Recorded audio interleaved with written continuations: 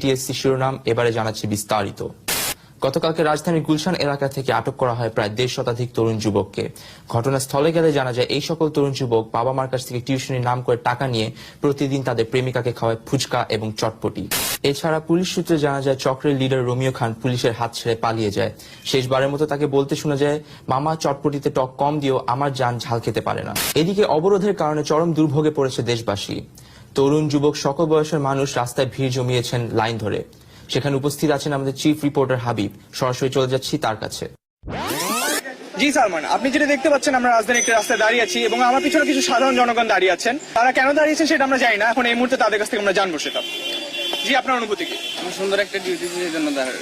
আচ্ছা, আপনার অনুভূতি কি? মনে করেন খুশির ঠেলায় আমি এখানে দাঁড়িয়ে আছি। খুশি ঠেলা দাঁড়িয়েছে। জি, আপনার অনুভূতি কি? আমার এখানে খুব ভালো লাগতেছে, তাই এখানে আমি দাঁড়িয়ে রয়েছি। আপনার খুব ভালো লাগছে। আচ্ছা জি, আপনার অনুভূতি কি?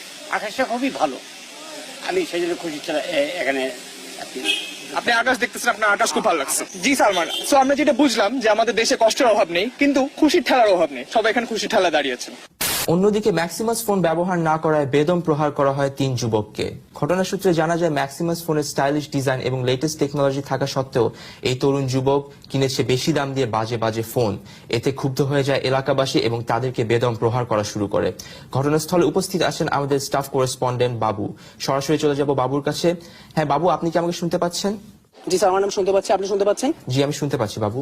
সালমান, আপনি কি বরিশাল শুনতে পাচ্ছেন? হ্যাঁ ভাই, আমি শুনতে পাচ্ছি, আপনি বলেন। আলহামদুলিল্লাহ, ম্যাক্সিমাস মোবাইল থেকে ফোন দিয়েছি বলে হয়তো সুন্দর শুনতে পাচ্ছেন। সালমান, আমি এই মুহূর্তে রাজধানীর একটি ব্যস্ত মোড়ে অবস্থান করছি। আপনি দেখতে পাচ্ছেন আমার পিছনে সেই 3 যুবকের একজন বসে আছেন যারা এরকম বোকামিপূর্ণ একটা কাজ করেছেন। জানি না তাদের মাথায় এমন কি সমস্যা হয়েছিল যার কারণে তারা এরকম বোকার মতো একটা কাজ করে বসে। বাংলাদেশের শ্রেষ্ঠ গায়ক, নায়ক, নৃত্যশিল্পী এবং সকল গুণের অধিকারী তরুণ লিটন শেখকে পাওয়া যায় সুদূর অস্ট্রেলিয়াতে। অস্ট্রেলিয়ান এমবাসি তারই প্রতিভার জন্য তাকে বাংলাদেশে আসতে দিতে রাজি নন। প্রায় 10 মিলিয়ন ক্রাউডের মাঝে আজ হয়ে যায় তার ফার্স্ট অ্যালবাম জিপসি হার্টের প্রথম সোলো লাইভ কনসার্ট।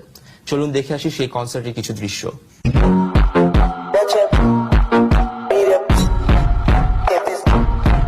দেখছিলেন ম্যাক্সিমাস নিবেদিত দুপুরের আফটারনুন সংবাদ। বিদায় নিচ্ছি আমি সালমান মুক্তাদির। গুড আফটারনুন থেকে।